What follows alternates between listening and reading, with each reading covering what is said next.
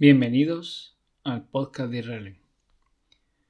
Hoy quería simplemente recordar un hecho del cual se cumplieron ayer 20 años y es, bueno, como habéis podido leer en el título, el 11M.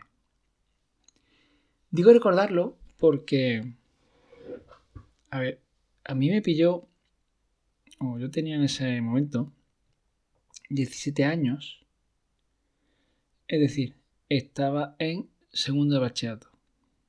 Yo soy de diciembre, con lo cual, bueno, pues el marzo me pilló todavía con 17 años.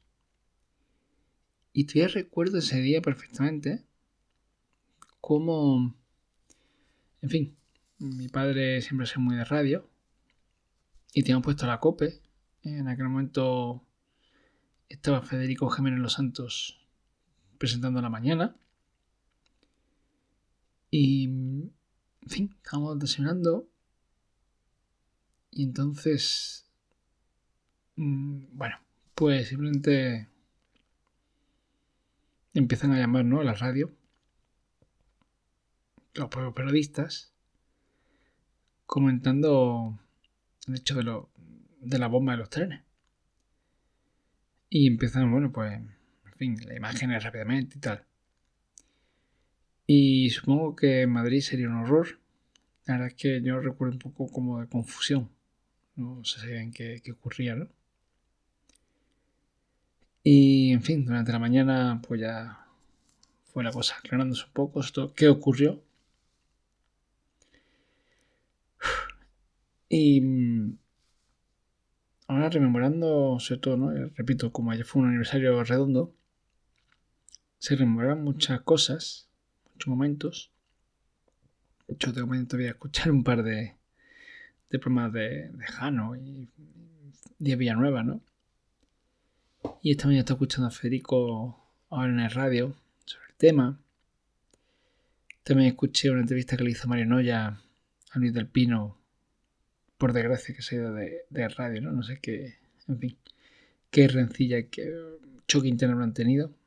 Porque la verdad es que hoy, ayer mejor dicho, Federico tuvo un pequeño comentario, ¿no?, de en que investigó el 11M. Y es verdad, Luis del Pino investigó muy bien el 11M.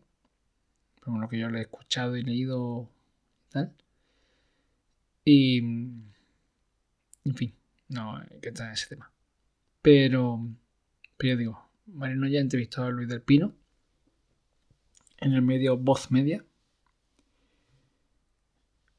Y son muchas cosas, muchos momentos que recuerdo al principio. Cómo se habla mucho de ETA. Recuerdo cómo salió el Endacari, creo que iba Reche en ese momento, diciendo que, en fin, los condenaban. Todo el mundo daba por hecho que era ETA. ¿Vale? Incluso recuerdo cómo, no sé si semanas o meses antes, se detuvo un comando que está haciendo este tipo de, digamos, prácticas, ¿no? Estaba comprobando a ver si se podía y tal. Y luego, como poco a poco se tornó todo muy turbio, como de repente Rubalcaba empezó a decir que si el gobierno mentía.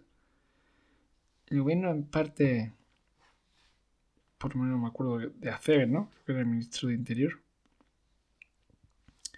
Como Aceves y Aznar, pero bueno, sobre todo Aceves. Recuerdo que estábamos en campaña, ¿eh? Era un jueves 11 de marzo, y la elección era el 14. Entonces, repito, todo empezó a ser muy confuso. Primero ETA, luego había tal, luego había pista, luego no había pista.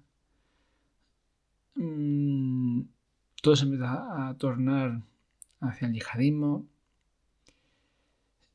En fin, no puedo muchos detalles porque antes que estaba en clase, hasta las 5 de la tarde.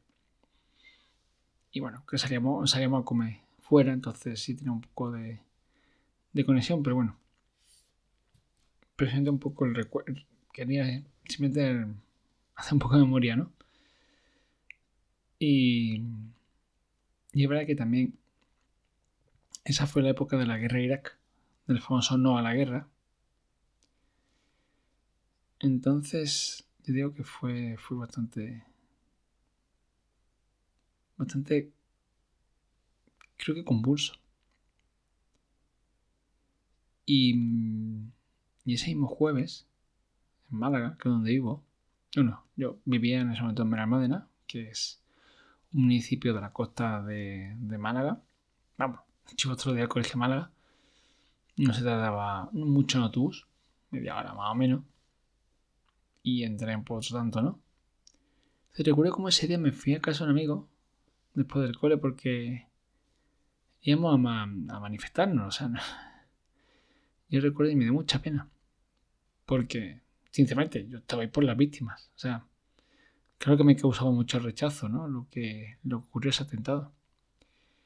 Y muchos lo tildaron ahí con su no a la guerra y tal. En fin, me dio pena, la verdad. Luego me volví a casa, en tren, que no era el día, la verdad, sinceramente. No, ahora lo pienso y, joder, inconsciente, ¿no? Y esa jornada de reflexión, esa tensión que había en la calle, me acuerdo que, bueno, te salía un poco de... No estaban los ánimos para eso, pero me acuerdo que ese sábado salí de una vuelta por la noche y como un amigo nuestro muy socialista empezó a criticar y tal. Yo digo, recuerdo esa tensión, ese momento de, no sé, como decía mucho, ¿no? En el 11S sirvió mejor o peor, pero en esos momentos la nación se une, ¿no? Toda la población en torno, en este caso era Bush. Y si me va aquí, repito, unas elecciones que se hacían 3 días después, en vez de unirnos, porque a ver, deja de ser un hecho muy traumático, un hecho que quedará en los libros de historia, ese tipo de hechos forjan en parte el sentimiento nacional, independientemente de las consecuencias posteriores, ¿no? No digo que fuera bueno o no, tal, o que se imaginó que hubiera sido, no era el caso, ¿no? Pero que hubiera sido un autogolpe, un atentado hecho por los propios servicios españoles, yo qué sé. Suponiendo que el beneficio iba a ganar, que no era el caso. Bueno, a Rajoy que era que se lo sentaba, que no era el caso, pero bueno. Pero en ese momento, a lo mejor hubiera sido todo en torno al gobierno para salir ¿no? de este hecho tan grave. Y si no, lo que recuerdo es la confrontación. Rubalcaba saliendo diciendo que no merecemos un gobierno que mintiera. Esa división. Y sinceramente creo que fue una herida no tanto por el atentado, que también obviamente el mayor atentado que ha sufrido España, pero no tanto, repito, por el atentado, que fijaos cómo otras naciones sí se unen, se fortalecen, sino por esa confrontación posterior, por esa acusación al gobierno. De hecho, fijaos cómo Zapatero, vamos, estoy seguro que sin ese atentado, bueno, estoy seguro, no tengo pruebas, ¿no? Pero estoy casi seguro que sin ese atentado no hubiera ganado las elecciones. De hecho, ganó con mayoría relativa. A lo mejor Rajoy no hubiera sacado mayoría absoluta, vale, pero casi seguro que no hubiera ganado Zapatero. Y posteriormente, en fin, todo se cerró en falso. Bueno, digo, no porque lo diga yo, simplemente por las cosas que he leído y escuchado. No quedaron claros quiénes fueron los culpables. Y ayer precisamente prescribió el delito. Es decir, ya judicialmente no se van a perseguir. Que hay una sentencia y tal, o sea, realmente no se iba a perseguir. Pero aunque se descubriera después los verdaderos artífices, quedarían impunes. Ya digo, no es que yo lo diga, o sea, no es que yo me haya leído la sentencia y haya investigado, entonces sepa qué tal. Pero es muy doloroso para una nación que el peor atentado de su historia, primero, no se esclareciera correctamente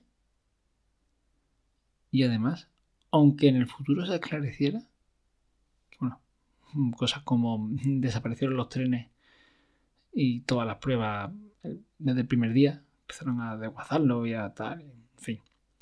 Eso, una investigación, vaya tela. Más todas las pruebas, entre comillas, falsas. Digo entre comillas porque, bueno, algunas se supieron como buenas. Esto recuerdo mucho lo del piso este que se inmolaron. Como decía, te inmola, pero te inmola esperando que la gente evacúe. Te inmolas estando en un piso confiante de la policía. Te inmolas con los pantalones al revés. Recuerdo esas declaraciones de Iñaki Gabilondo. Creo que Iñaki Gabilondo, bueno, por lo menos era la SER. Hablando de que los turistas tenían 3 capas de calzoncillo. Eso. O sea, tantas cosas. Repito, tenía 17 años. Tantas cosas tan raras, extrañas, turbias.